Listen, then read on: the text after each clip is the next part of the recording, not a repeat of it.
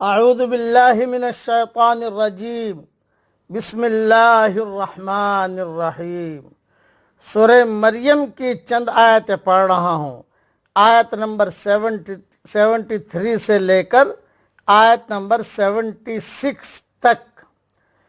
وَإِذَا تُتْلَى عَلَيْهِمْ آيَاتُنَا بَيِّنَاتٍ قَالَ الَّذِينَ كفروا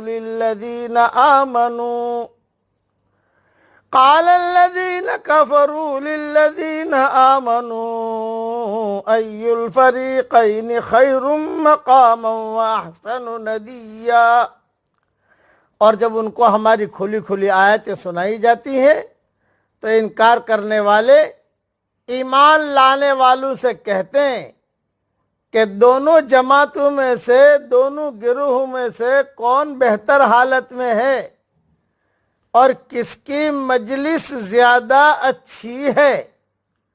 وَكَمْ أَهْلَكْنَا قَبْلَهُمْ مِنْ قَرْنٍ هُمْ أَحْسَنُ أَثَاثًا وَرِئْيًا۔ اور ان سے پہلے ہم نے کتنی ہی قومیں ہلاک کر دیں جو ان سے زیادہ اسباب والی اور ان سے زیادہ شان والی تھی۔ قُلْ مَنْ كَانَ فِي الضَّلَالَةِ فَلْيَمْدُدْ لَهُ الرَّحْمَنُ مَدًّا۔ کہہ دیجئے کہ جو شخص گمراہ ہوتا ہے تو رحمان اس کو ڈھیل دیا کرتا ہے۔ حَتَّى إِذَا رَأَوْا مَا يُوعَدُونَ إِمَّا الْعَذَابَ وَإِمَّا السَّاعَةَ، یہاں تک کہ جب وہ دیکھ لیں گے اس چیز کو جس کا ان سے وعدہ کیا جا رہا ہے، عذاب یا قیامت، فَسَيَعْلَمُونَ مَنْ هُوَ شَرٌّ مَكَانًا وَأَضْعَفُ جُنْدًا، تو ان کو معلوم ہو جائے گا کہ کس کا حال برا ہے اور کس کا لشکر کمزور ہے۔ وَيَزِيدُ اللَّهُ الَّذِينَ اهْتَدَوْا هُدًى، اور اللہ ہدایت پانے والوں کی ہدایت میں اضافہ کرتا ہے۔ وَالْبَاقِيَاتُ الصَّالِحَاتُ خَيْرٌ عِندَ رَبِّكَ ثَوَابًا وَخَيْرٌ مَرَدًّا، اور باقی رہنے والی نیکیاں آپ کے رب کے نزدیک اجر کے اعتبار سے بہتر ہیں اور انجام کے اعتبار سے بھی بہتر ہیں۔ تشریح سن لیجئے اس کی۔ اللہ جل جلالہ عما نوالہ نے یہ آیتیں جو بتلائی ہیں اس کی مختصر تشریح یہ ہے کہ جو لوگ حق اور ناحق کی بحث میں نہ پڑیں، یہ سچ ہے یہ سچ نہیں ہے، کیا بعض لوگ کہتے ہیں نا، ارے چھوڑو نا یار، جن کو جو کرنا ہے وہ کرنے دو نا، یہ سچا ہے یا یہ جھوٹا، یہ مطلب ہے اس کا۔ اپنے کو تو اپنے جو کرنا چاہے کرتے رہو، نہ ادھر کے نہ ادھر کے، یہ نہیں، حق کا ساتھ دینا چاہیے اور ناحق کا ساتھ نہیں دینا چاہیے۔ اس کی تشریح ہے یہ، جو لوگ حق ناحق کی بحث میں نہ پڑیں، جو آخرت کے مقابلے میں دنیا کی مصلحتوں کو اہمیت دیں، جو خدا کو خوش کرنے سے زیادہ عوام کو خوش کرنے کا اہتمام کرتے ہوں، ایسے لوگ ہمیشہ زیادہ کامیاب دکھائی دیتے ہیں۔ ان کے ارد گرد زیادہ رونق اور شان جمع ہو جاتی ہے۔ دوسری طرف جو لوگ ہر معاملے میں یہ دیکھیں کہ حق کیا ہے اور ناحق کیا ہے، جو دنیا کی مصلحتوں کو نظر انداز کریں اور آخرت کی مصلحتوں کو ترجیح دیں، جو عوامی رجحان سے زیادہ خدا کا لحاظ کریں، ایسے لوگ اکثر ظاہری شان و شوکت والی چیزوں سے محروم دکھائی دیتے ہیں۔ یہ فرق بہت سے لوگوں کے لیے غلط فہمی کا سبب بن جاتا ہے۔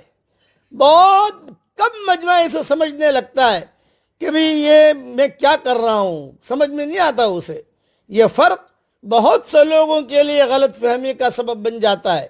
وہ سمجھتے ہیں کہ جو لوگ دنیاوی اعتبار سے بہتر ہیں وہ خدا کے پسندیدہ ہیں، اور جو لوگ دنیاوی اعتبار سے بہتر نہیں وہ خدا کے نزدیک ناپسندیدہ ہے۔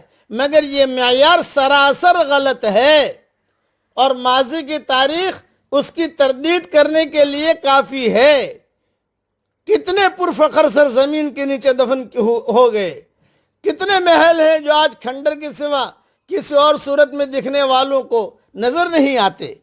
مکہ مکرمہ کے اندر دیکھیے، مکہ مکرمہ میں مشرکین مکہ یہ موازنہ کرتے تھے کہ قرآن دعوت کا مقابلہ یہ کفار مکہ، فقراء مسلمین اور اغنیاء قریش اور ان کی مجلسوں اور مکانوں کے باہمی موازنے سے کرتے تھے کہ مسلمانوں میں عمار، بلال، صہیب رضوان اللہ علیہم اجمعین جیسے فقیر لوگ ہیں، ان کا دار الشورا دار ارقم ہے اور دار ارقم ہے، جبکہ کافروں میں ابو جہل، نضر ابن حارث، عتبہ، شیبہ وغیرہ جیسے رئیس اور ان کی عالیشان کوٹھیاں اور مکانات ہیں، ان کی اجتماع کا دار الندوہ بہت عمدہ ہے۔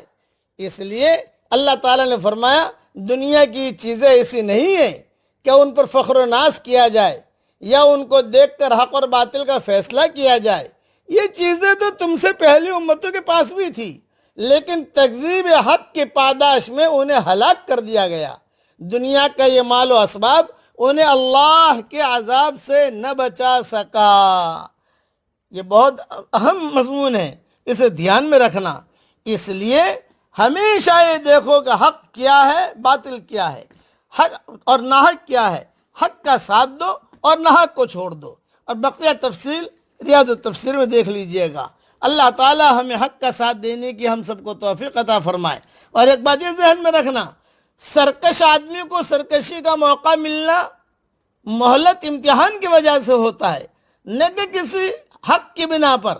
مگر ایسا ہوتا ہے، اکثر ایسا ہوتا ہے کہ آدمی اس فرق کو سمجھ نہیں پاتا، وہ وقتی مہلت کو اپنی مستقل حالت سمجھ لیتا ہے۔ اس کی آنکھ اس وقت تک نہیں کھلتی جب تک مدت کے خاتمے کا اعلان نہ ہو جائے اور اس سے سرکشی کا حق چھین نہ لیا جائے۔